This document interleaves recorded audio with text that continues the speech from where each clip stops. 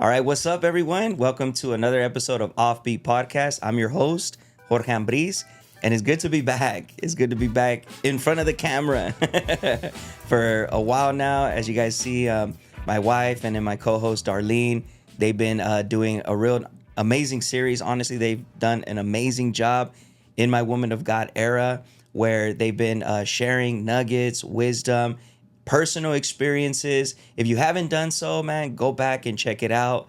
I'm in there in the mix a little bit too, behind the camera, kind of, throwing my 2 cents in there. But more than anything, they're the ones that ran with it. And but today I wanted to hop on here. And one of the cool things we have a whole episode actually about some of the not so good things about social media. But some of the good things about social media, one of the things that I honestly like is being able to connect with people. And one of the things that, since having the podcast recently, we had a young man reach out, man, and we were able to connect. And he was like, man, I want to be on the podcast. I'm like, hey, well, share a little bit about your story. Tell me what you're passionate about.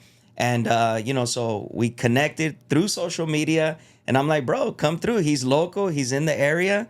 So let's give a round of applause and let's welcome Francisco Jimenez. Yeah, thank you. Thank you so much for having me. Appreciate it. Yeah. Yeah, of course, man. So tell us a little bit, man, about yourself. Share what it is that you're doing right now. Yeah. So born and raised in San Bernardino. Purdue? Yeah, definitely. I'm currently pursuing a PsyD, so in clinical psychology to become a therapist. Okay. With that, I do want to work with children at one point. Yeah. I do want to pursue the children and help them out and be able to really help them navigate and explore the emotions. Coming from a Hispanic household and not really being taught how to communicate those emotions, it does have the difficulties as growing up later on. Currently, I do work with the youth, so I am a youth partner in a group home. Okay. So I do that with them, and it's honestly a great field. I love my job. Yeah. It does working with probationers and being able to help them and discover new areas of life and really motivating them when you do talk to them and being that mentor in their life. It's really a navigating thing. So that's a little bit about me and what I do type thing. And then recently married, right? Yeah. We talked about that right now. You're married in December, right? Yeah, I just got married in December. Been with my wife Diana for 5 years. Okay. Yeah. So you guys had a long-term relationship. Yeah, we before. had a good amount of relationship, That's 4 good. years, and then recently married. So going on to 6 months. Nice. And how's married life? I honestly have no complaints. Yeah. I remember getting married and telling my parents, they were oh, you're so young. What do you mean? ¿Qué vas a hacer? No entiendo. And I'm just hey, I love life. I really love Diana. I really am. I really want to be with this person for the rest of my life. It is the one that I've discovered life with, the one that I've kind of dealt a little bit of the mental health issues with. So for me, this is my person. And everyone's you're so young, te vas a arrepentir. And at this point, I can say it's one of the best experiences of my life. I truly love it. I truly can see the difference in my life and the navigations that we do together. So I mean, right now I have no complaints. Maybe in the future there'll be something that I'll find, but right now it's the best decision. No, yeah. I mean, marriage has such a. I was hearing this the other day. It's marriage in itself gets so bashed. It's a lot of people have a negative perspective about it, but it really, when done right, you know what I mean, and when done with the person that you want to pursue life with and you want to do life with, it's amazing. It really is. I'm with you. It's I can't imagine my life by myself anymore. We're going on 10 years. Okay, nice. This month. Oh wow. Congratulations. Yeah. Starting next tomorrow. Okay. Oh, okay. June? Yeah. Okay. So we're Yeah. pre-recording. We're pre-recording. Just a little disclosure. But yeah, so June 28th, my wife and I are going to be 10 years. 10 years married. Congratulations. Thank you. And yeah, I mean, I can't imagine life. I can't imagine doing things alone. You know what I mean? Definitely, yeah. Like, Carrying te the load. acostumbras a like tu persona, like you really get like used to like Yeah. doing everything. Like I was like, oh, I'm not needy, but like now even like being home and like she's getting her medical degree, so like Nice. she'll be home and like she's studying, and then I'm just like, you don't want to hang out with me, like vente pa acá, like let's like watch TV for a little bit and Yeah, things like yeah. that. So it's just like navigating little things like that, but it's Yeah. honestly like, yeah, it's really Yeah. amazing. That's awesome. Well, congratulations, Thank man. you, That's appreciate awesome, it. man. And how old are you, by the way? I am 25, turn 26 on 25. Monday. Oh, okay. Oh, that's young. That's not young. That's not. I mean, I think that's a good. That's a good age to get Yeah. married. I think that's a good age. I mean, I was gonna think like maybe 22, 20, No. 21 Yeah. or something like that. But no, 26. 25. I feel that's a good age. You Yeah. know, I feel like we're. I mean, and everyone's different. Everyone Yeah. is different. We all mature different. Definitely. Women tend to mature a little bit faster than men. 100%.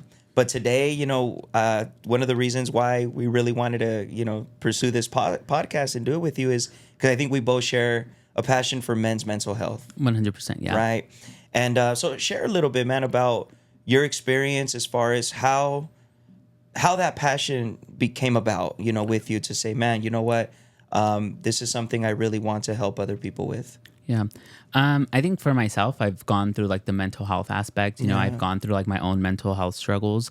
That it's actually like bashed on, like for a man to even like want to have emotions or be like emotionally like present. So like Yeah. if a man cries, it's typical like, dude, like come on, like it's life, like just get going, like Right.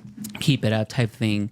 I've always been like the emotional friend. Like I've always been like the crier, the one that it's always angry, like bursts out. Like the emotions are like present. Yeah. Which none of my friends have ever been like, oh, like stop, like don't be like that. But I can see in like other presentations or in other like environments, I have noticed like men that are like kind of afraid to speak up, and I'm like, hey, like you have a voice, like you are a human, like Yeah. feeling this emotion, feeling whatever you're going through is normal. Like I don't expect you to like shut down because like you are a man. Like Right. sin embargo, like habla, like talk to me, like let's be there, like let's support, let's uplift, right? And I think when we ask, and not just men, but even when we just ask in general to people like, oh, how are you? Our quick response is like, oh, I'm fine, I'm doing good. Yeah. And it's like, nah, like talk to me. Like I want to receive like what's going on. Like if you're doing good and for real well, then like dope, for all means, like great. I love that for you. Yeah. But if you're going through something, like I would love to be that open aspect for you. Yeah. I would love to be available and being able to navigate those conversations that sometimes are difficult to have. Yeah. They could be very uncomfortable sometimes, where we're not used to like someone sitting in a room with us and crying or getting coffee or something, and they're just like sobbing. Like Yeah. it's hard to navigate those conversations, but sometimes it's just like being that available space for them is 100% like helpful. Yeah. No, that I agree with that. And what are some of the things that did you experience anything as a child as far as, because you said you were, your emotions were very present, even growing up and everything. But was there ever any opposition that you felt or that you saw, whether it be intentionally or not intentionally, where it kind of made you suppress some of those emotions? I mean, growing up in a Mexican household, like we're not used to like being able to express emotions, Yeah. especially men, right? Like, no llores, like eres niño, los niños no lloran, like, sea hombre. yeah, like, o si no, like te voy a pegar para que te dé una razón para llorar, you know, like little things like that I think it's like with my mom, I've always been able to like express my emotions with her and been able to be like, oh, this is what I'm going through. Yeah. With my dad, it's been a little bit difficult. We are navigating that together now, but I think originally it was like, why are you crying? Like, there's nothing to cry about. Like, stop, don't do that. My father has never been like a emotional person to like shows. It's always been like the varón, the machista lifestyle. Yeah. So I think for me, it was always like, okay, as a man, like your emotions are too much or they fill up the room. Yeah. So like, how do you like close them up and put them away in certain areas? So I think because that's the suppression of like, as a man, like, how do you want to paint your picture? Yeah. And it's just like, are you a tough guy or are you not? But as growing up and being in the psychology world, I've learned that it's that piece of like, don't close yourself for the environment you're in, but like teach the environment you're in that it's okay to like show those emotions. Yeah. And how does one do that though? Like, because I think in a way, in a sense, I've always thought about that. I'm like, man, because I think one thing that I'm learning, going through my own mental health experiences and going through my own therapy is, some people just aren't like you, for example, where you say, I want to be that safe space, for people. Like, tell me, talk to me. Sometimes it can be a little bit too much for people.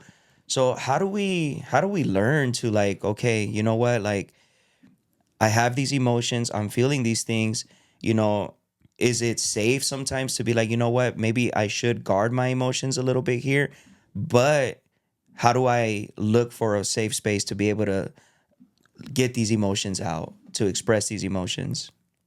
Yeah, I think it's definitely hard, right? Because it's not about sharing your emotions with everyone. It is finding that safe space. Yeah. But it's also about learning like who that safe spot is. And that the way I have discovered it is like not everyone is gonna like want to hear you out, right? I Right. think it's very common to be like, hey, how are you doing? And it's not necessarily opening the door. Yeah. Maybe it could be easy for our minds to trick us of like, hey, like that's an open door for you to like trauma dump, right? Or be able to talk. But it's like, are you comfortable yourself talking to this person about that in your Right. life? Do you want them to know what's going on? Like, and with that, you have to also be accepting of them to like not give you advice or not really know how to navigate those emotions for you. I remember my sister once, because I was always closed off. I like hardly would talk to people. So when I did, she was just like, why don't you come to us? And it's just like, oh, why? Like, I don't want to be a burden. And she was like, but it's Yeah. on me to decide if your issues or whatever you have on your plate is going to be a burden to me. She was like, you can come talk to me, but that doesn't mean I'm taking it with me. Yeah. It was just like, you're spilling, you're talking. And I think that kind of helped because it was just like, oh, like that makes sense. Like, Yeah. So so in a way, it's like learning to just, hey, okay, like maybe not coming with the whole load, right? And but being able to just open up, with our close family or say with close friends, and being able to just say, hey, here's what's going on, to just kind of give them that taste and let them decide if it's something that like, hey, you know what, I think I want to walk with you through that. Or man, dude, it's crazy because I've had a lot of conversations now as an adult and even as a teenager sometimes, where you would have conversations and then you'd be like, oh, wow, like you'd come to find out that person probably has felt the same way before, or that person has, experienced something that you're going through. And then all of a sudden that opens up the conversation, where now we can talk about, whether it be in a relationship, right? That's the most common thing, like where,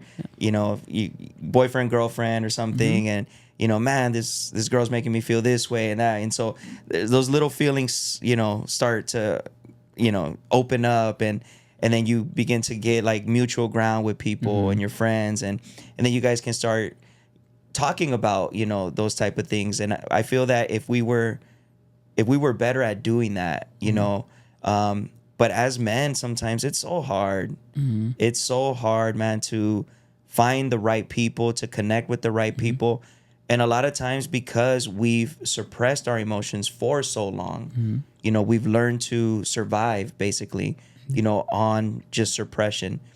And when it's sadly, what happens a lot of times is, we never learn how to open up. We never learn how to identify what we're going through or identify or just put language to what we're going through. And then sadly for a lot of people, it's too late. It's too late. An outburst happens. You lose your cool. You lose, sadly, a lot of men end up taking their own lives. I've seen that happen. I don't know if you've seen that, if you've experienced that in your circle of friends or family, but it's sad because it's like, what happened? What happened? Like, a lot of times there were no signs. There were no signs of anything, So what do you have to say, like, in regards to that? Yeah. And I think a lot of that, like, space does, like, that it's not available for us, Yeah. does become into, like, that rage, and it does become into, like, frustration and anger. And I think because we're men, that it's just like, oh, well, like, he's just always mad. Like, it's fine. Like, he's a guy, like, they're always mad. They're always this. So we have those stereotypes. We have those stigmas, that I think that is also can be a sign, but we don't take those as signs because of the stereotypes and because of the stigmas, right? Suicide is very prevalent. It is very huge. It happens much more than we know, right? Like, we know what suicide is. We know it's big, but it's actually like it's a lot. Like, it happens a lot more than what is, like, posted on social media or anything like that.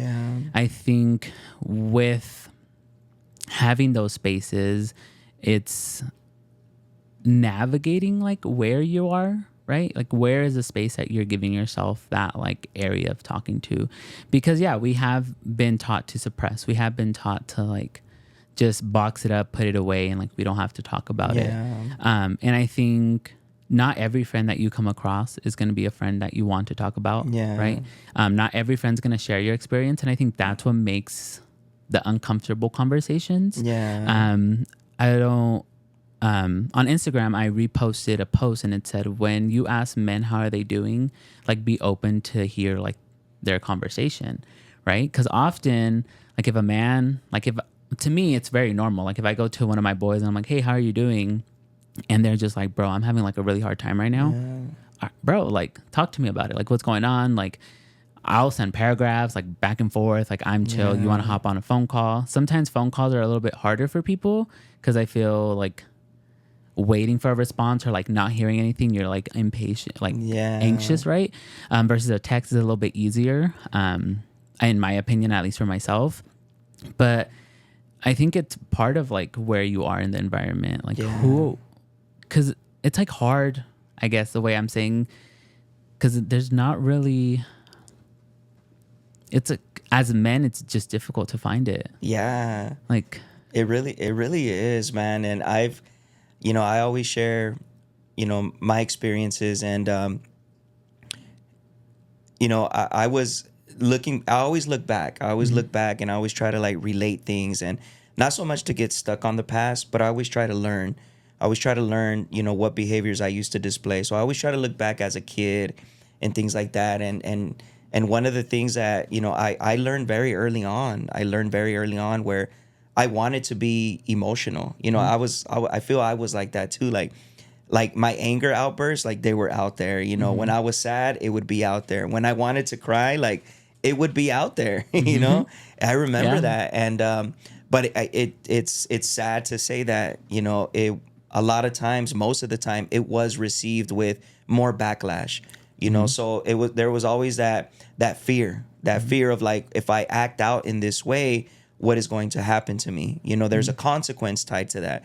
And I think a lot of men can relate to that, where, man, like, when I was growing up, like, if I wanted to cry, como dijiste, like, oh, I'm going to give you something to cry about. Keep crying, and it's crazy because sometimes, like, you carry on those traumas, and that's the part that's sad. It's a lot of times this podcast can be confused as, like, man, like, do we want to just dwell on the past and on the problems? No.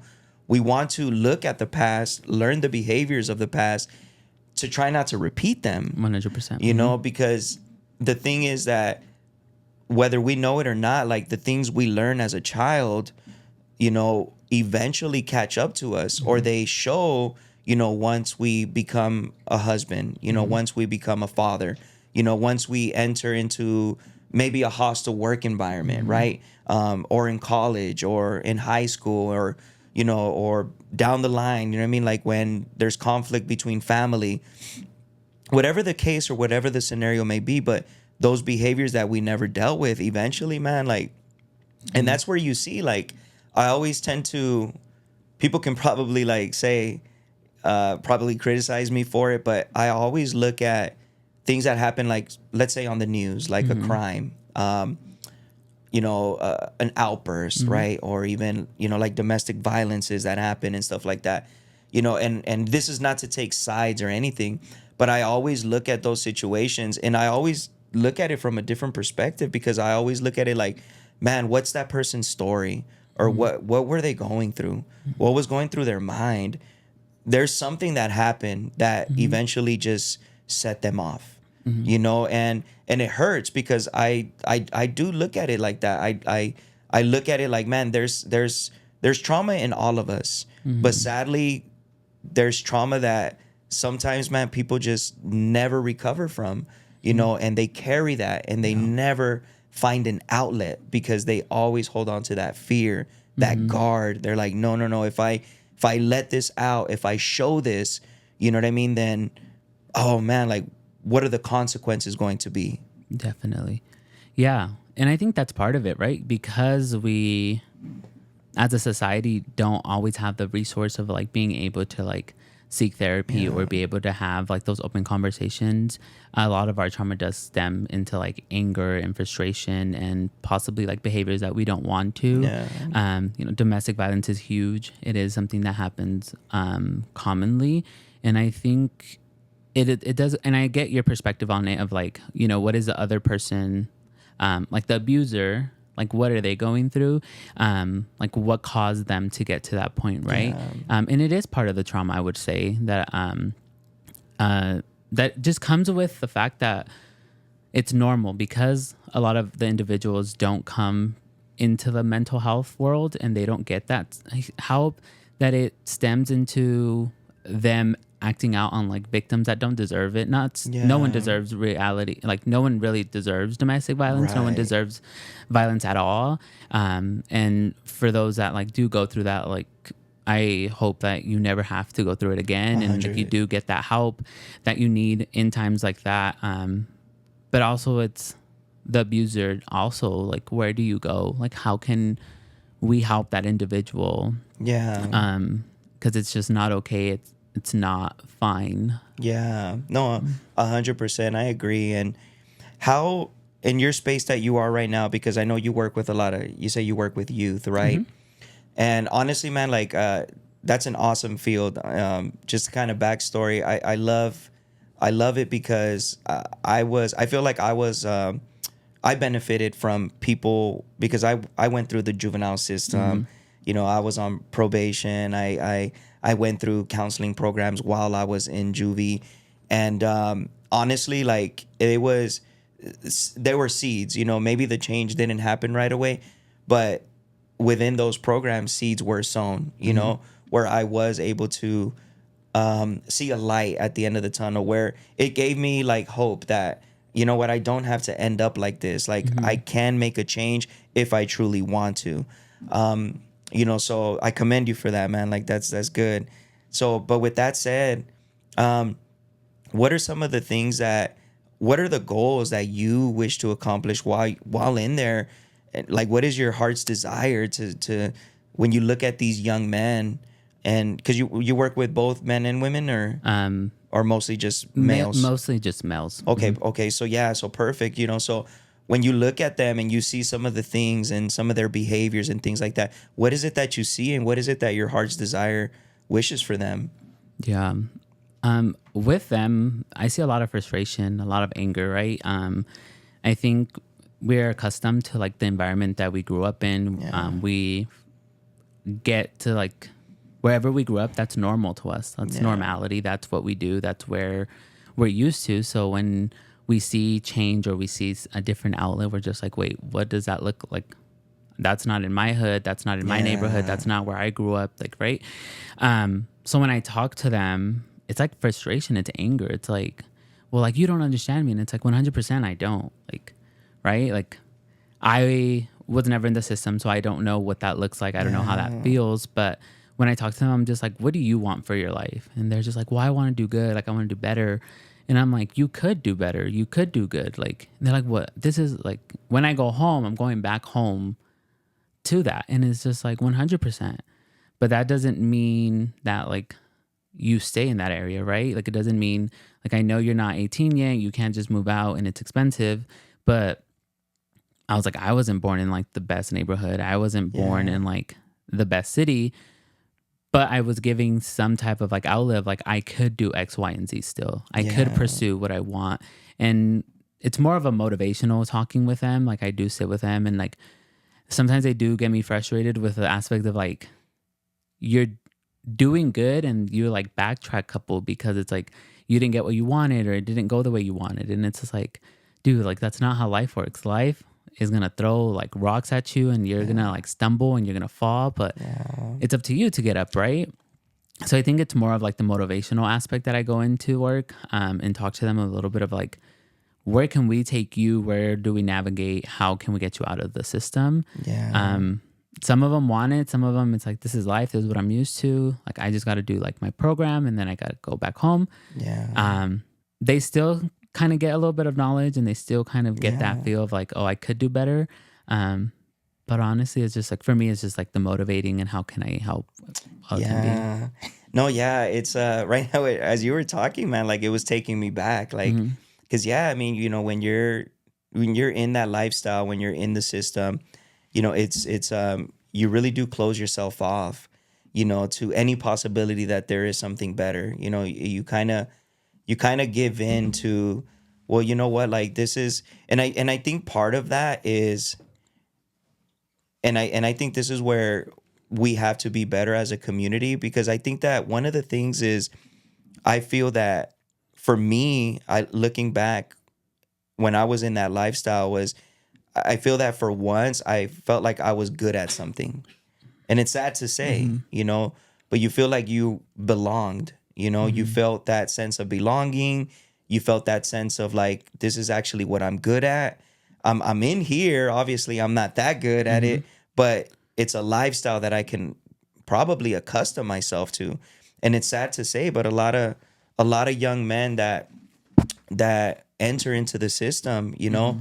they kind of just give up. They kind of give up, and they give up at such a young age, where it's like, this is where, and I think that's why understanding our identity as men is so important. Mm-hmm. Do you want to talk into that? Like, as far as like, because again, when a young man doesn't know who he is, Mm-hmm. when he's not breeded with confidence, when he's not understanding like, hey, you know what, I'm loved, you know, Mm-hmm. I'm, I'm a son of, my dad's son. I'm my mom's son.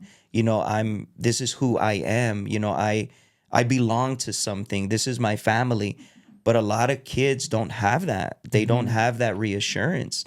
And sadly, they grow up, wondering who they are. Mm-hmm. And when they finally discover something, a lot of times that something is negative. Mm-hmm. It can be in gangs, it can be in drugs, it can be the wrong influences.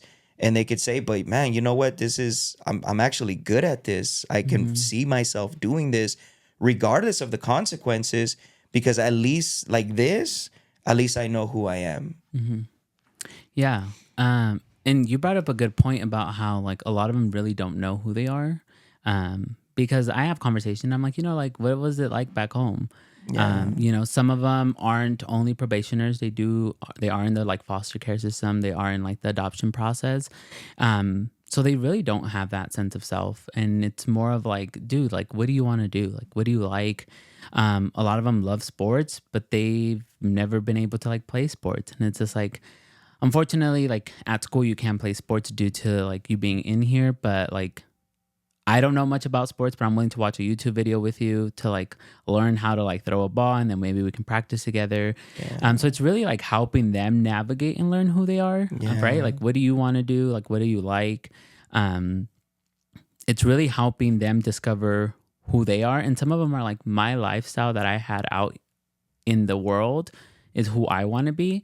And like, I can't change that, right? Like, it's like, all Right. right, cool. Like, if that's what you want and that's what you believe is for you, then for all means, like, go for it, boss. But like, these are the consequences that come with it. And Yeah. once they like hear those consequences, they kind of look at you and they're like, like, wait, hold on. Like, Do I really want yeah. that? Yeah. So then there's other ones that are like, fine, like they've never ridden or like they've never rode a bike. They've never have like played like water balloon fights and things. Yeah, So like you, simple childhood yeah. experiences. And I'm like, yeah. this makes so much sense on like why you're so angry. Like, Yeah. right. And there was one that I always remember, and he was just like, the lifestyle you had is nothing comparable to the one I had.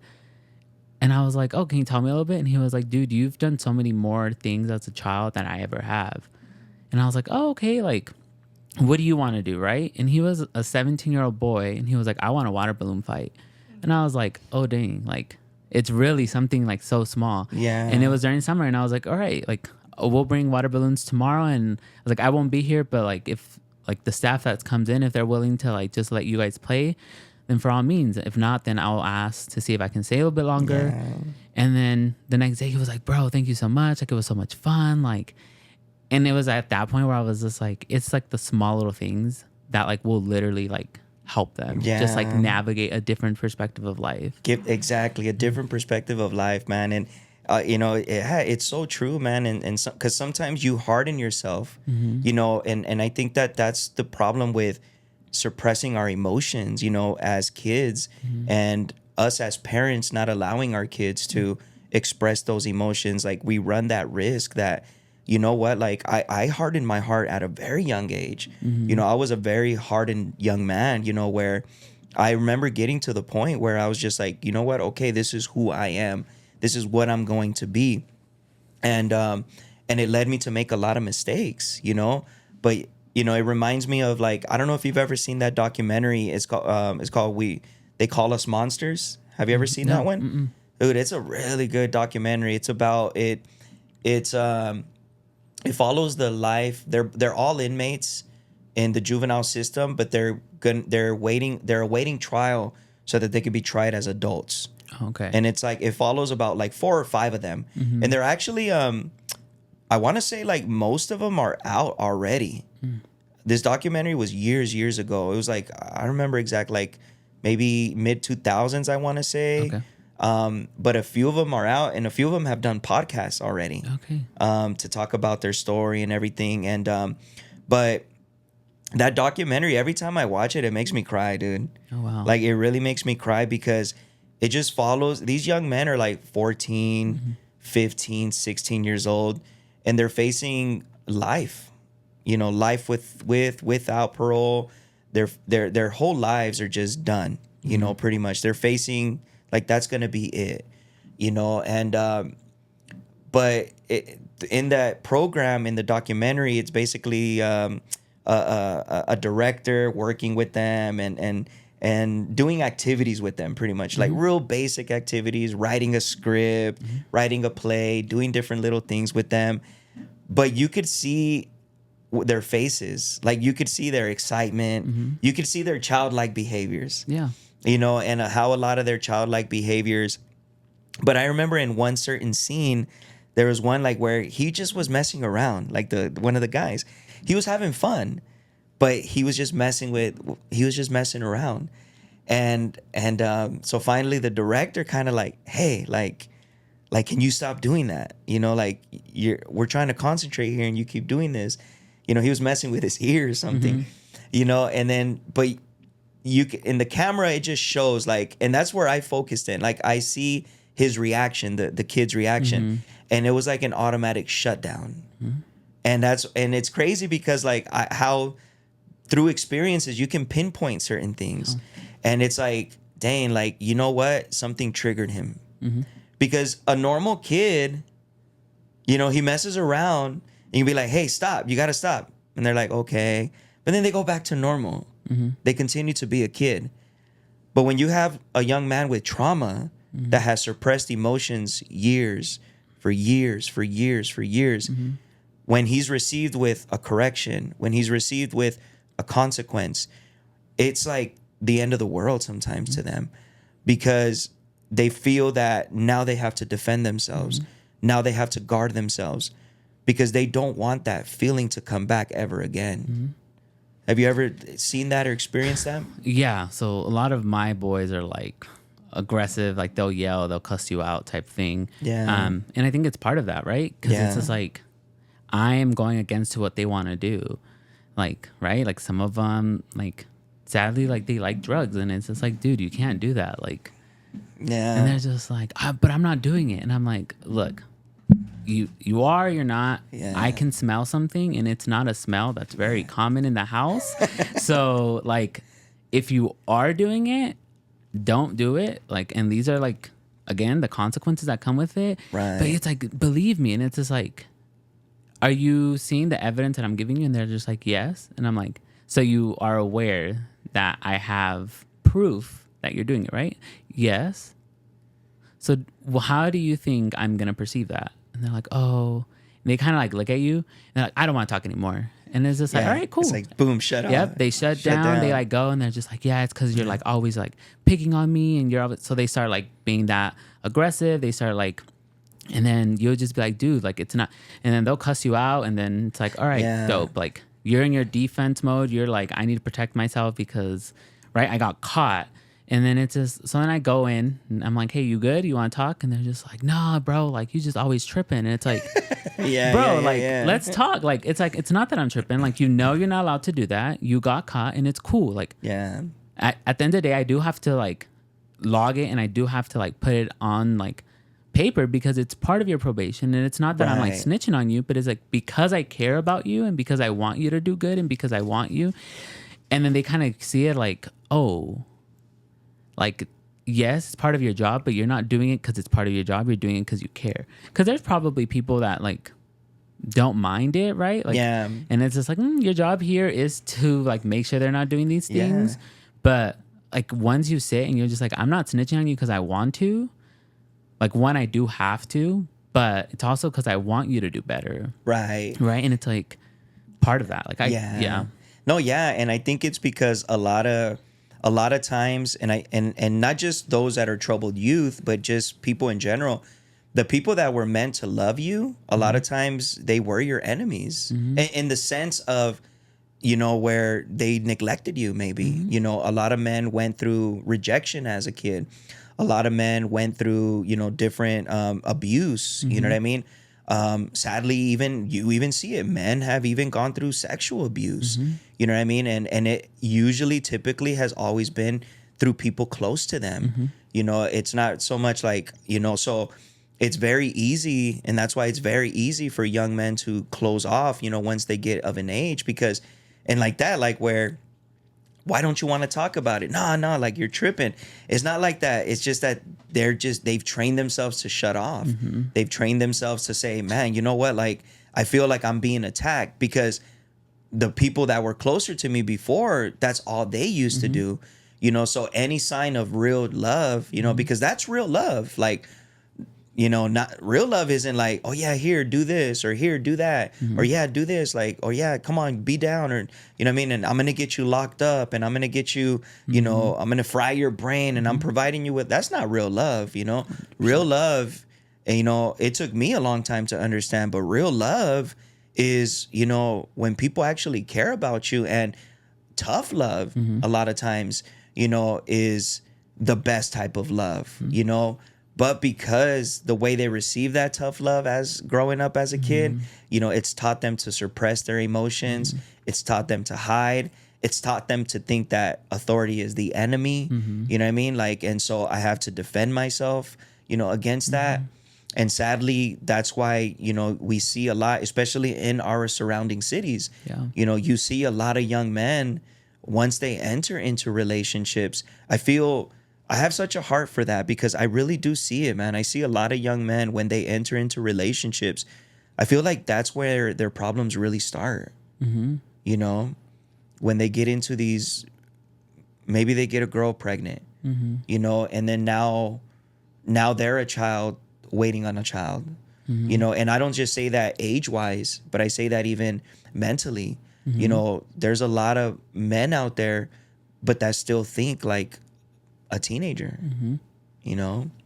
It goes, part of that, it's like where you grew up, right? I feel like some of us had the opportunity and the luxury of like having that support system, and there's others that unfortunately had to grow up at such a young age and they had to be an adult and they've had to really have an adult mindset. And then there's some other ones that unfortunately never got the privilege to feel love or to feel that opportunities of like, what is it navigating life? What is it having a parent to talk to, a friend, a family member? And it's hard because it's like, how do you help those individuals? Because it's at, like how you said, at any age, right? Like even at my age right now, having a kid, I'm like, maybe like mentally I need to work on some areas, right? Like that childhood trauma that I'm still carrying for certain areas, like the way I'm thinking of already raising my kids is probably not the ideal way to like raise them, because in my mindset was like, well, I didn't have everything, so like, let me give them everything. And it's just like, well, like what does that create? And so it's like having to navigate those conversations are hard. Like no, and that's one of the most difficult things. I was talking to somebody the other day. I was like, that's one of the hardest things, man, is when you grow up with the trauma that you grew up with the different situations and scenarios that you saw growing up. Not everything was bad. You know, there was a lot of good that came out of, you know, your environment. But when it comes to you becoming a parent now, you know, the awareness that you have now versus like, man, how I want to raise my kids now, a lot of times it's very conflicting. It's very conflicting because like you said, sometimes you're like, I want my kids to be able to express their emotions, but at the same time, I don't want them to be a travieso. Yeah, definitely. So like I constantly find myself with that. I'm like, man, I want my children to have healthy emotions, but then at the same time, like I need to draw a line, you know? And so I'm constantly conflicted with that, you know, because it's like on this side, like I want to be a disciplinary, you know, because I want them to learn respect. I want them to learn good values. I want them to learn cleanliness. You know, I want them to learn responsibility. I want them to learn good things because as a kid, like, you know, we were talking earlier to a friend. That's one thing that I love about like my childhood is that like if, you know, again, I don't want to see myself not married, you know, like I love being married. But even if I were alone, like I know how to do A through Z. You know, I can cook, I can clean, I can do laundry, I 100%. can do dishes, you know, I can, you know, from A to Z, you know, I know how to do my bed, you know, I know how to keep a house clean. I know how to do those things thanks to, you know, my mom. Now, the way my mom enforced it, those are the parts where it's like, okay, the way my mom enforced it versus how I want to enforce it. But it's understanding, man, that because a lot of times, and what people say is true. I hate the saying, but it's in a way it's true. It's like you'll never know until you have kids. You know, vas a ver hasta que tengas hijos. I used to hate that, but it's true. And you never know. Like you say, I'm never going to do this to my kids. But then once you do have kids, you know, and you're dealing with their little personalities, it becomes difficult because you're like, man, I want to, you know, be this good parent. I want to raise healthy, emotional children. But at the same time, like, I don't want them learning these bad habits. You know, I don't want them understanding that or feeling it's okay to do this. You know, so you're constantly conflicted and you're constantly learning, but you're not going to really learn unless you heal your past trauma. You know, and I think that's the key, is really healing your past trauma. Because that's one thing that I've been working on is really understanding, not so much so that I can put the blame on my parents and be like, you guys did this to me, you guys did that to me, you know. And I know that sometimes it's hurtful, you know what I mean, when maybe you talk to your parents about certain things and it might hurt them a little bit, but it should never be with the intention to hurt and to just leave them down. But it's with the intention for one to heal, you know, for one to be able to let go and to be able to understand and have that mutual understanding and be like, Mom, Dad, like, you know, growing up, you know, you were this way and I didn't understand that before. Now I understand where you're coming from, but at the same time, I want to heal from this, you know, because I don't want to keep repeating these patterns. Yeah, 100%. And that it's difficult to like learn how to like heal yourself. And like you brought up a good topic of like when you talk to your parents, it's not really to put them down, right? Like it's to be like, hey, like this was tough. Like growing up with you or like you raising me, I had some hardships and I'm paying the price for it double because like now I'm dealing with it and it's hard to like navigate these areas. And I know like for me, it's like I'm starting to set boundaries and it's just like out of the norm for like our families to like have boundaries set. Like they're like, wait, what do you mean? Like, what do you mean like that's not like doable? Like, what do you mean you don't want to do this? And like, it may seem like hard and it's hard for them because like I'll talk to my mom like, hey, I don't appreciate you doing that right now. And my mom's just like, pero siempre lo he hecho. Like, and I'm like, I understand that, but like, let's talk about it and let's navigate that together because like that's not doable anymore. That's not allowed. And like, I get that's how you were raised and how you've done it. But I'm like, Mom, like, think about it like this. And like, sometimes it's hard, like, right? Like Mexican parents, I would say they're a little bit hard-headed sometimes. Where like I've learned how to be hard-headed with them because it's like they want like how are you, my son, going to tell me how to do life, right? And it's just like, I'm not trying to tell you how to do life. I'm trying to help you help me in a way of like, this how you're telling me and you're showing me that you love me. But when you're crossing a boundary or a limitation that I'm putting in our like relationship, you're showing me otherwise. And like, let's talk about that, right? And like, and I think that's where it goes back with like friends as well. Like you're allowed to have those boundaries and you're allowed to heal and be like, also like taking accountability of like, hey, I did blow up on you, you know, and it's just like not okay, but let's talk about it. Like and then that brings us back to the beginning of like having that open space of like, because I feel as much as like you're going through your mental health issues and like you're going through like that difficulty of life, there are times that within your own mental health, as you're hurting, you're also hurting other people sometimes. Because it's like very normal to like hurt people, right? Like, because you brought up the point of like, I'm trying to heal and it's not for me to come to my parents and put them down, but you probably are going to, because they're going to be like, well, I did everything I could. And it's just like 100%. I didn't say you didn't, but like, I want you to know that this area of our life is a little bit difficult because of that. Yeah. Yeah. Like navigating certain things, you know? Yeah. There's a lot of things that, like even for me, for example, one of the things like it's still to this day, it's very difficult. I feel like the relationship with my dad has gotten so much better. Like we have a good, mutual, respectful, courteous like we can laugh together. We bond. Like it's good. But there's times where that emotional disconnect is still there. You know, and my wife is we're constantly talking about it. When it does come up, you know, we talk about it, and she's always trying to encourage me, you know, to, you know, you just do it, you know, you gotta, you know, just invite him, you know, just you know, if the kids have games, like just put it out there, like you know, it's how you have to understand, like, you know, if they can make it, great, if not, no. And because a lot of it does stem from not wanting to be disappointed, you know, not wanting to be an emotional wreck in a way, like not where I'm gonna break down and be like, oh my gosh, like, but it does affect you, you know. I'm 37, I'm gonna be 38 soon, you know, and it's still, you know, something that disconnection, and it's something that I personally I want to work on, like I really want to work on, but like you said, it's very difficult because you don't want to hurt, you know, you don't want to, you know, here's the man or the woman, you know, that raised you, that loved you to the best of their abilities. You know, they probably themselves weren't raised with the best morals, with the best values, you know, and you know, and they did what they could and how they knew, and you know, who knows how they personally feel too.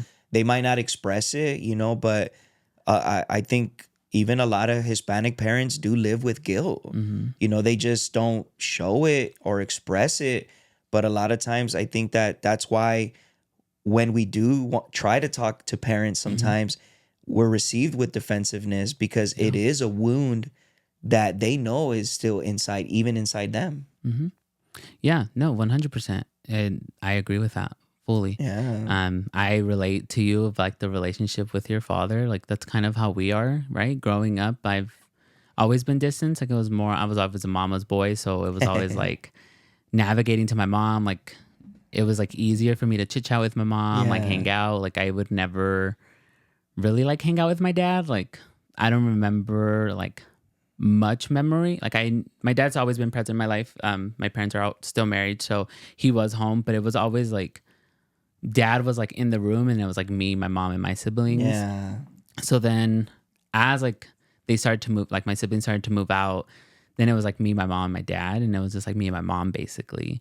And I like would tell him like, dude, you like never talk to us. Like you don't like, do you even know who I am? Like, and like it was always that frustration piece. And like now there's like, I look at him and I'm just like, we're not like close. Like, and like I want to have that, but then I'm also like, you didn't try, so like why should I try?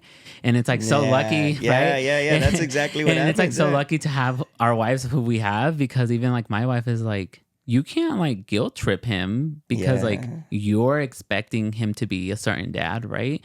And it like sucks because I would always see my friends, like my boys, and they would be like, "Oh, like no, I can't because me and my dad are going to a soccer game." And Yeah. I'd be like, "Dang, okay, well, like must be nice, right?" Like me and my mom are going to the swamp meet on Saturday, like type thing. Like we like share different bonds. So then for me, it was always like I turned 21, and like all my boys when they turned 21, it was like, "Oh, I'm gonna go catch a beer with my dad," and I was just like, oh, cool. Like, that's dope, bro. Yeah. Like, and I didn't have that. So it was like grew frustration that like I personally had to navigate.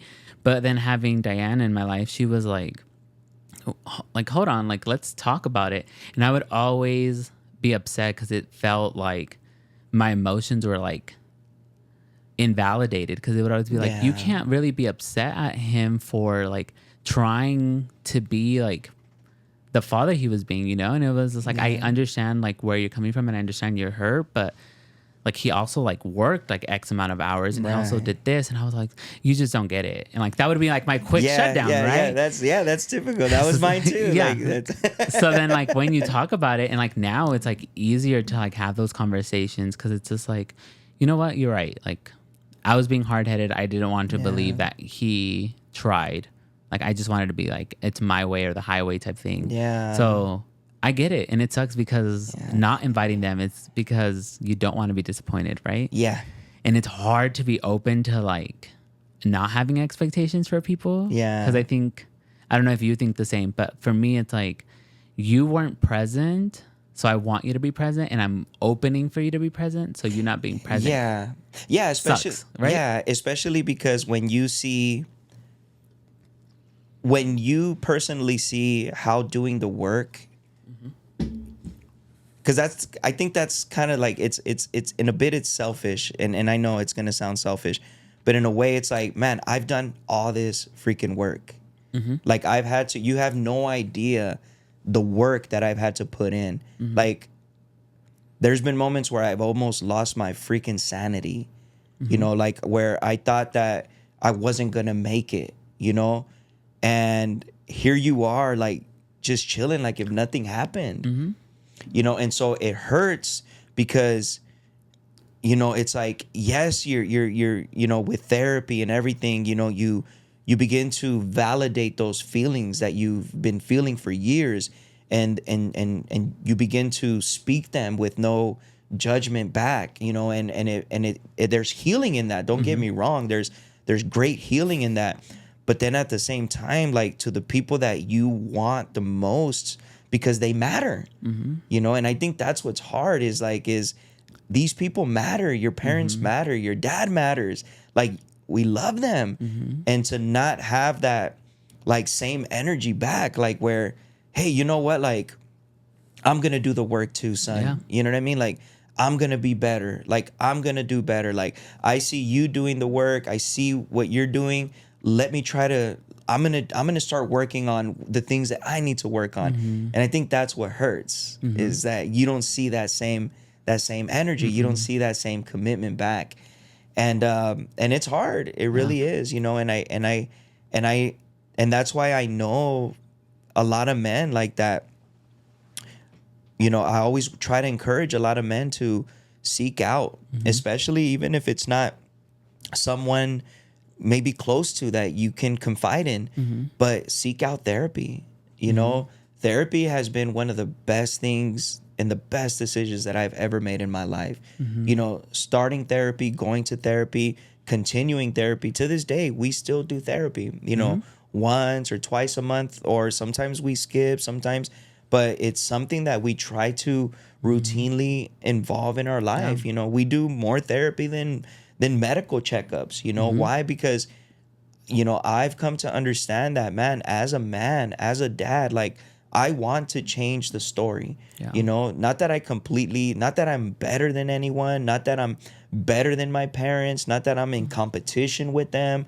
No, but it's because, I see the effects, man, that some of my choices, because of the lack of guidance that I had, because of the lack of conversations that I had, because of the lack of, someone bringing me and actually caring about me enough to be like, look, this is why you shouldn't do it, instead of just, don't do it, you know what I mean? And just like, attacking you in this and, but actually loving on you and actually like, man, here's why you shouldn't, because I love you, because you're my son, or because you're my friend, and because I care about you, and that's why I encourage men so much, man. Like, look for therapy.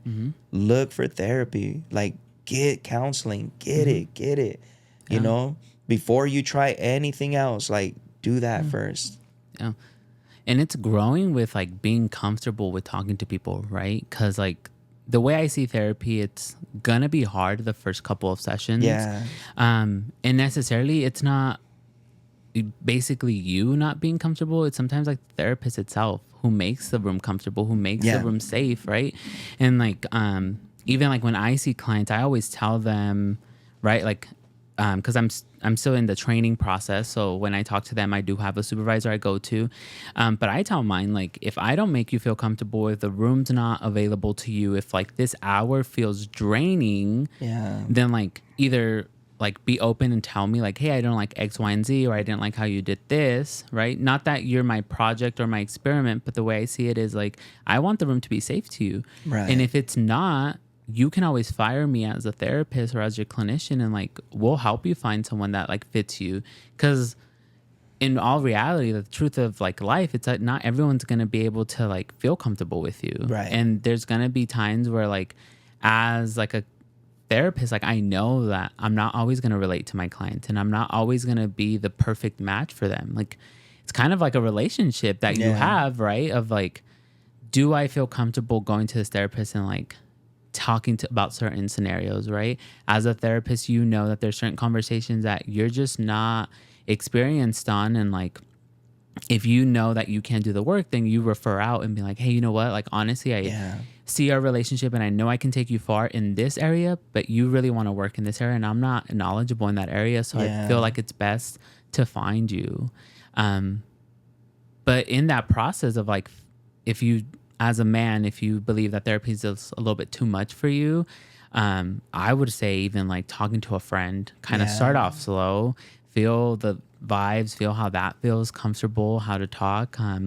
Like it's hard. It's hard to want to put it out there and be like, hey, if you're a man, like go ahead and like chit chat, like DM me, like send me. I'm like willing to be available, because sometimes it's like some real trauma that it's real hard to talk about and really hard to open up, or even being embarrassed and like shy about it, because you're just like, how am I going to share this to the world? Like being vulnerable, it's like one of the hardest things in life. Yeah. And sometimes it's just finding the right people or the right therapist or the right friend. Because a lot of times it's not so much that they're going to give you an answer. A lot of times it's really just the practice of releasing. It really is. It's like, it's like opening up the Coke bottle. It's just slowly, letting that bottle cap off slowly, because we have so much bottled up sometimes. And because that's one of the things that a lot of people have asked me, but does therapy work? Like does it? And I tell them, look, like, therapy isn't a cure. A therapist isn't a cure, and I always explain to them in the best way that I can, but I tell them, look, you don't realize that a lot of times you carry your own answers. You or sometimes you just talking about it, you're releasing. It's crazy how a 45-minute session or an hour session, or sometimes just a long text of just let me write this out, what it can do for you. Because again, it's like there's no outlet for these emotions, and so we just keep bottling them, bottling. Eventually it's going to explode. But if we just, man, okay, I'm gonna sit down and I'm just gonna talk. I'm just gonna let this out. Because I think a lot of times we are looking for that cure. We're looking for that instant gratification. We're looking for that instant cure of like, man, I just want to be healed. And a lot of times you're not going to find it, because a lot of times it's being able to do the work. And the work is sometimes as simple as just talking. As simple as that, man. Just letting out what you need to. Some of the best therapy moments that I've had, it hasn't been the advice that the therapist has given me. Honestly, it's been when I've just been able to talk. And as I start to talk and the therapist begins to like lead me on with questions and how did that make you feel? Something as simple as that. How did that make me feel? What was my feeling? I know I got angry, but what was my feeling? What was I truly feeling? Like, for example, just the other day, I think it was just yesterday. I'm learning. I'm still learning. I'm still learning. I'm still a work in progress. But the other day, yesterday, is funny story. It wasn't a big deal, but we got up to get ready. My wife had a meeting, and so she got ready, and then I forgot that I had to take my son. I thought she was probably gonna take him. So I was still, half asleep, and she's like, hey, you gotta, can you take him? I have a meeting right now. And I'm like, okay. So I get up real, all fast, quick.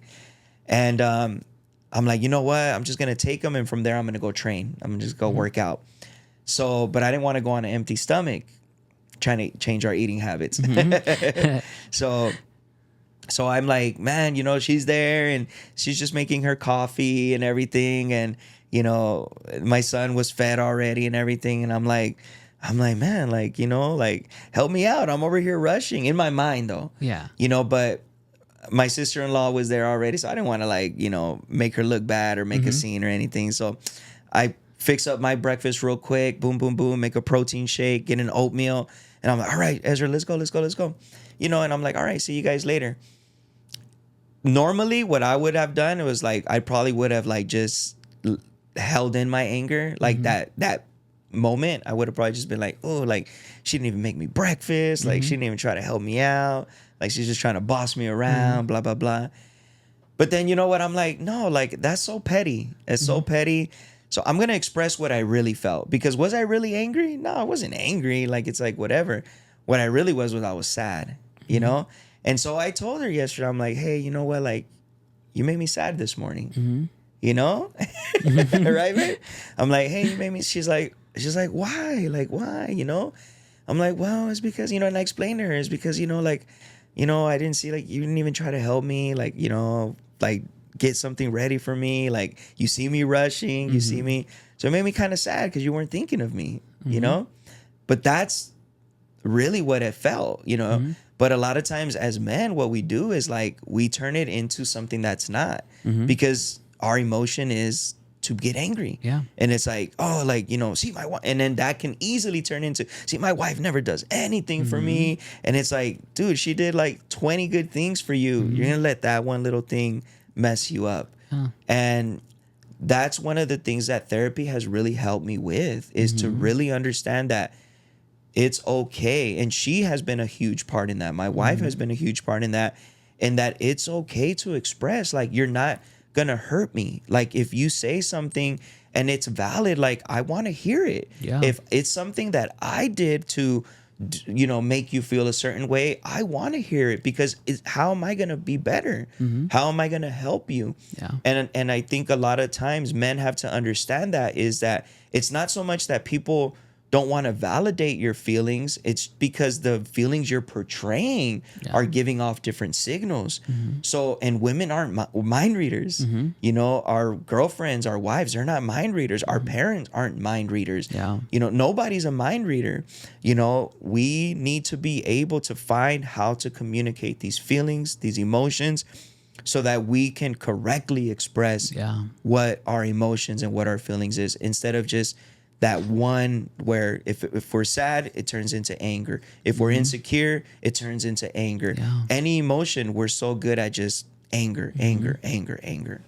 Yeah, no, definitely. I get where you're going, of where it's just like we're quick to like turn into anger. For me, it's like shut down. Like I don't want to talk to nobody. Like do not. Right. And like whether I'm sad, mad, whatever it is, like me, it's like I don't want to talk to no one. Like déjame like. And I'll be like just driving, and sometimes it would just be like little things that someone cut me off, and I'm like frustrated. Yeah. And like even like my wife would be like, "You good?" And I'm like, "Yeah, I'm fine." And she's just like, "Okay." Like she'll let it be because she's just like, oh, "Okay." Then later she'll be like, "Hey, you were upset, huh?" And I was like, "No." And it's like, come on, like I can see because of X, Y, and Z.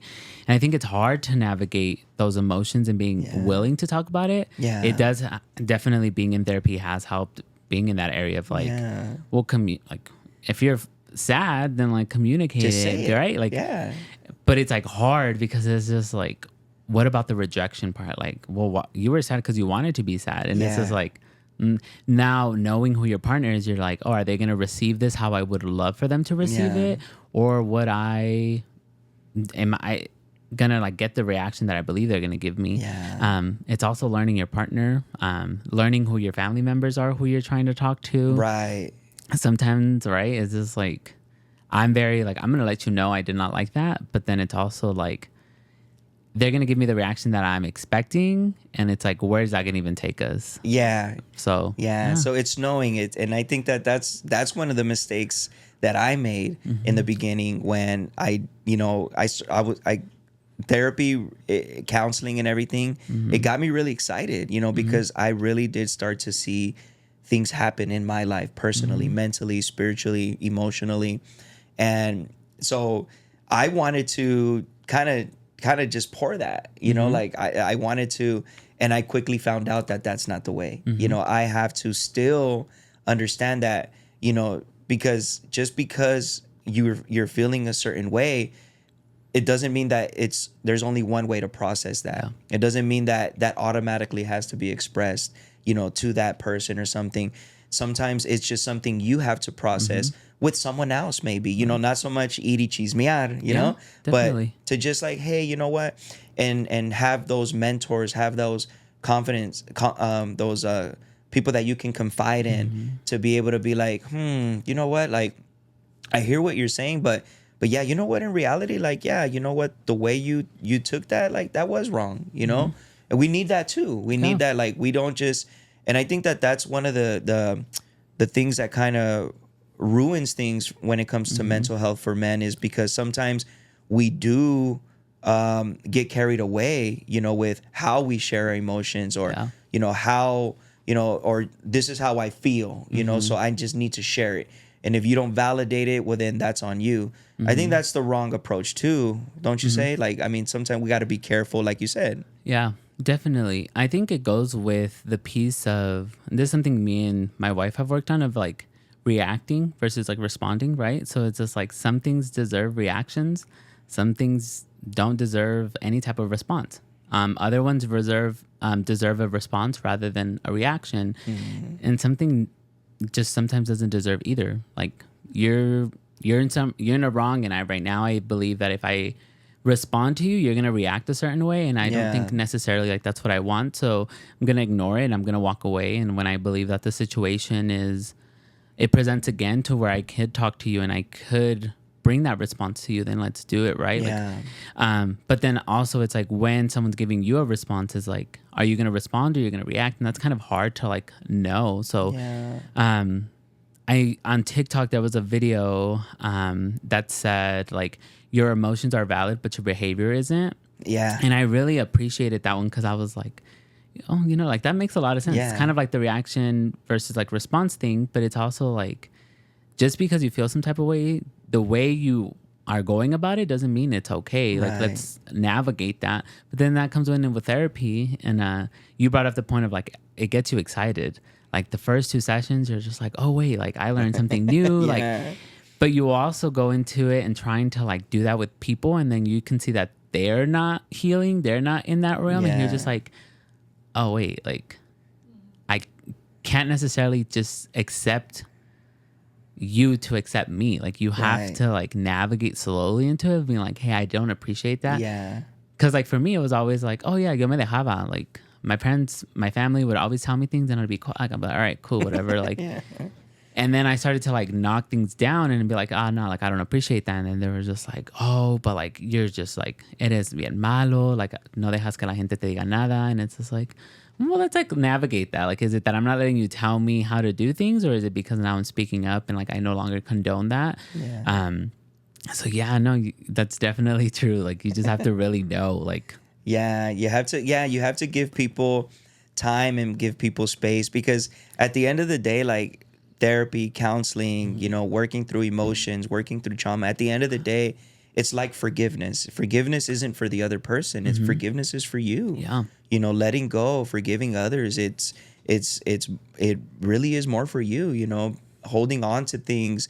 It's more to set you free. It's not so much for the other people. It's not, and it's not even to validate or to excuse, the abusers or other people that have caused the trauma. It's not to excuse their behavior either, but it's to bring peace to you. Yeah. Because again, it's like, how do you want to navigate life? As a man, how do you want to navigate life?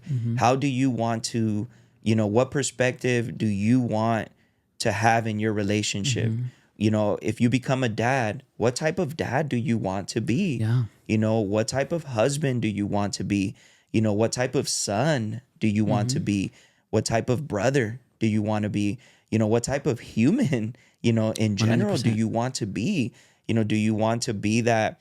Because we need more of that, in life in general, because social media, it's like I said, it's good and it's bad, but social media is very cutthroat. It can be very cutthroat, and people can be just, there, because there's no consequence. Yeah. No one is gonna go and no one's gonna go over there and slap them for the comment. Like, it's like they comment, and if it's mean, it's mean. Who cares? Like, take it, leave it.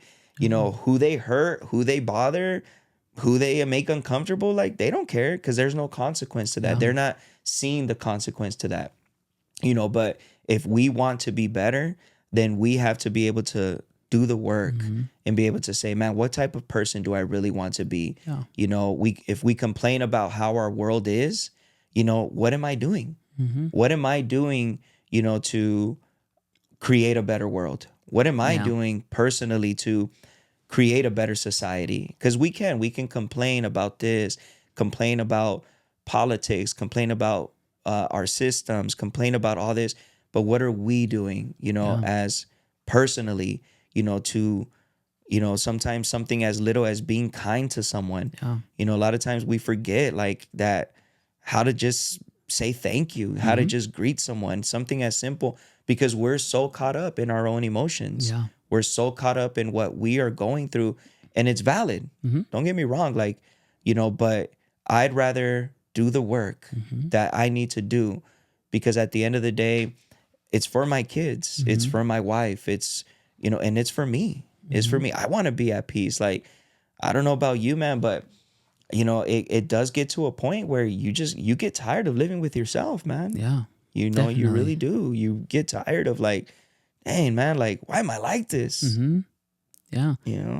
For a lot of it, for me, it was always like, why am I always mad? And still, like, I'm still working in that process of like being frustrated, or always being like, dang, like, why am I not worthy as a friend, right? Like when friends would like, we would just like break off, or like I would give so much and like it wasn't reciprocated, and it was always Yeah. like, well, I'm expecting more from someone that like I shouldn't necessarily expect more from. Yeah. Not because they can't do it or anything, but it's just like that's not who they are as a person, and like that's Right. okay. Like because I go a mile doesn't mean that they have to go that mile. Like it's like Yeah. knowing like I'm only gonna get like half a mile from them. Then it's just like, all right, like that's where they could do. That's acceptable.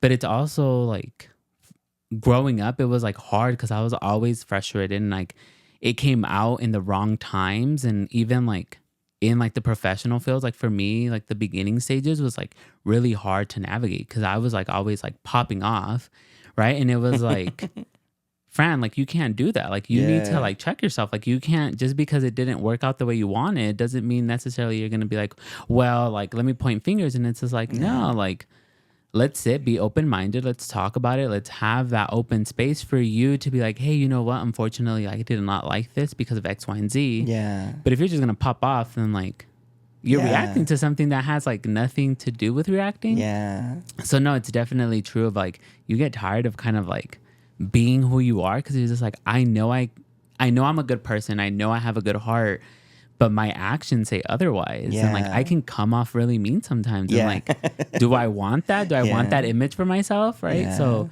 That no, was me for a definitely. while too, Yeah. man. Like, yeah, it's like, yeah, you got the best intentions, man. But a lot of times, like even with the best intentions, if we don't know how to check those emotions, it's gonna backfire on us eventually. And I know I went through a stage like that where I thought that, just, well, this is what I feel, so this is what I'm going to say, or I'm going to be outspoken about this. And a lot of times it was like, was that the wisest thing to do? Was I heard? Maybe I was, but was the message received? Probably not. And I think that that's where like emotional intelligence comes in. Yeah. And I think that's that's like my goal is I want to be better at that. I want to be more emotionally intelligent. I want to be able to be better at more emotionally mature, and being able to, not so much suppress my emotions, but be able to filter out my emotions correctly. I always say this, like, I might have matured a lot quicker, but emotionally I was immature, for years. And I always say my wife, I probably was, I'm older than my wife, but she emotionally, she had a win in that race, big time, because man, I didn't know how. I didn't know how to navigate my feelings. I didn't know how to navigate my emotions. And again, it really does show once you in the relationship aspect, friendships, marriage, dating, things like that. That's where you really begin to see things that you're like, man, like, why am I thinking this way? Why am I acting this way? Why am I responding that? Like, did I really have to say that? Come on, George. Like, Yeah, you're like, definitely. dang, come on, man. So, and then just to kind of, how long we got? We're at 1:17. Oh, okay. Oh, dang, Okay. an hour 17. Okay. So just maybe some tips, some advice, or some of the things, or maybe some of the things that you do to help cope with mental health and better that area. Yeah, I think it's a lot of like who you like hang out with, right? Like if I believe in therapy 100%. That's like the field that I love. Like I've done therapy for a lot of my life. Yeah. But I understand that it's not for everyone. I know life is busy, and sometimes like therapy itself is most likely between a 9 to 5. And if you can't get that help, then it's just like being able to find like that one person that you are comfortable with talking and being able to seek that help is 100% like the best. For me, I do have my wife's, so it's easier, right? Because it's just like, hey, like I'm kind of not feeling it today, or like sometimes it's a little bit hard to kind of like talk because we're so busy. But when you have that ability, it's like really nice. Having like my sister is like really helpful for me, because I'm just like, hey, dude, like I'm struggling right now, like within like our childhood era, right? Like we had the same childhood, but like we've both taken it differently, and that's like very normal within like the aspect of like growing up with your siblings. Like my sister's like tough skin. She like nothing, like things get to her, but it's really harder for her, versus me. It's like I'm like thin as a paper sheet. Like you cut me and I'm like bleeding out type thing. But I think for myself, definitely the gym has helped a lot. I know like right now everyone's in the gym era, like running era, but definitely for me, I can tell that when I stop going to the gym, that's where I start getting into like my feels, my emotions, and like I can see that like I like need something, and it's like working out, running has like really helped me.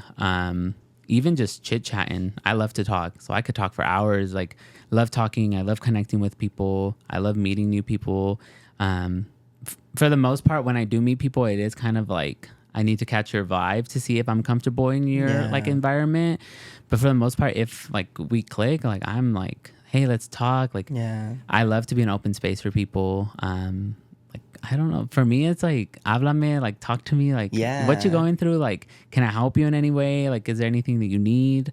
But in for those that do want to seek therapy and they can, like I 100% like I vouch on it. Like Yeah. find your therapist, find the person that you really could solidify with and have that connection. Because once you get to start learning those coping skills, it honestly makes like your life a lot more like It's a game changer. expecting. Yeah, Yeah. definitely. It really is. It's a game changer. And yeah, no, thank you for that. No, I agree with the like I always say, man, like I'm very grateful, to be able to have been able to stay active too. Cause yeah, like staying active has been a huge, huge part, even in my personal life, moments when I just needed to blow off steam, the gym has been a huge part of that, but definitely, yeah, therapy, I always push for it, man. I'm like, try it. It's like like those. How many times have certain restaurants messed up our order? And we still go back. Yeah, definitely. 100%. We still go back, Yeah. man. Like McDonald's forgot the chicken nugget sauce, man. Yeah. Like, but we still go back, and I always try to encourage people in that. Like, it's like, look, like just because maybe it didn't work the first time, don't give up. Yeah. Don't give up. You have people that love you that are depending on you. I always like to see it that way. Yeah. And even if you say, man, I have nobody that's depending on me, well, you're depending on you, and you're worth it. I believe that with all my heart that we're worth fighting for, whether we know it or not, our presence, it does impact somebody's life, whether it's 100%. directly or indirectly, and so that should motivate us, to keep thriving, to be better, to keep thriving, to create these spaces. I'm a huge believer in that too, man, is socializing, man. Like we're not meant to do life alone. We are not meant to do life alone. And yes, social media is great. And yes, social media can make us laugh. Like sometimes I'll be looking up, I'll see some funny stuff, man. And even with my kids, sometimes that's one of the things my son and I do. Sometimes like we'll just look at funny reels and we'll laugh together, but that's the thing. Together, it's better. Doing life together with other people is better. My worst times in my life have always been when I've been isolated, whether it was in the juvenile system, when I was, locked in a cell at moments, man, it was the worst time of my life, and then even as an adult, like trying to navigate life alone was one of the worst times of my life. I went through a real dark depression, man. And, and I committed the worst mistake of thinking that I needed to do it alone, but socialize, man. Look for people. Don't push people away. Let's not push people away. There's people that love us. There's people that care about us, and don't look for that perfect relationship. You're not going to find it. You're not going to find it. Like, even if it's just someone that can hear you out, even if it's someone that's going to be able to just read that text thread that you're sending. Another tip that I would give, one of the things that I'm starting to do, I don't do it a lot, but I do it often, is there's times where I'm going through a moment, and you know what, I'll take a drive by myself. I'll get in the car. There's times where I won't, I'll just go to my bedroom or something. I'll turn on my voice recorder, and I'll just start venting. I'll just start venting what I'm feeling at that moment. And it's crazy because like that moment can turn into 30 minutes, an hour where I'm just venting what I feel. And try it. You never know. If you're not good at, I'm horrible at writing. I can't journal. I'm not a journal guy. I'm not like, I've tried. It's not me. Like my hand cramps up now. No, definitely. So, but voice recorder, hey, jump on there, push play, just record. It doesn't have to sound perfect. I've had moments where, man, like it turns into a crying session, man, because it's sometimes we just need to let out what is going on inside of us, guys. Yeah. We have to let it out. Just let it out. Let it out. You know, whatever it is that you're feeling, it's not going to make you soft. It's not going to make you, you know, all these stereotypes that are out there like, oh, you're too emotional. Oh, you're too much in your feelings. Like, let go of that. Let go of that. Because at the end of the day, the same people that are making videos about that, the same people that are pushing those type of stereotypes and all that, at the end of the day, are they going to be there for you? No. You're going to be there for you, you know, so do the work for you, for your family, for your loved ones, you know, and let's do this, you know. So any last words that you'd like to give? Yeah. I think overall, just for those that are going through mental health, like issues, experiences, I think it's just truly like finding yourself in the midst of everything. Know where it's coming, like try to navigate where that's coming from, who you're talking to. Sometimes who we talk to isn't the correct person, right? And I know you mentioned like do it for like family members, do it for those that love you, those that care, but in reality, it's like really like finding yourself, truly navigating that aspect of like, where do I want to be? You know, and struggling mentally, it's really difficult. But you guys can always like chit chat with people and find that niche that really finds you and combines with you. Yeah. Definitely. So there you go, guys. So thank you guys so much for tuning in. This was Offbeat Podcast. I'll be putting our IG handles on there as well, you know, so if you want to reach out, shoot us a DM. Make sure you're following us on IG. We're also there on TikTok. So thank you guys so much for your continuous support. And then last, I want to just plug in, if you haven't seen it, but I don't know if you could see it. I'll probably try to zoom in. But we just made these shirts right here. They're going to be available for pre-order very, very soon. It's Offbeat. The merch that we're making and all the proceeds, they go back invested into the podcast, guys. You know, that's what we use it for, to keep the podcast afloat. You know, as you guys know, like we're never like on here, you know, asking for anything or anything like that. We're not like, you know, we put in our hard work because we love doing what we do. We love putting out content. My heart's desire, my wife's heart's desire is that we just want to help people. We really just genuinely want to help people. We just want for people to encourage people to get better. We want people to have a richer life, not just financially, but have a richer life emotionally, mentally, spiritually, everything, man. So thank you guys so much. Stay tuned for the merch. They're going to be available for pre-order very, very soon. So stay tuned. Thank you guys so much. This was Offbeat Podcast.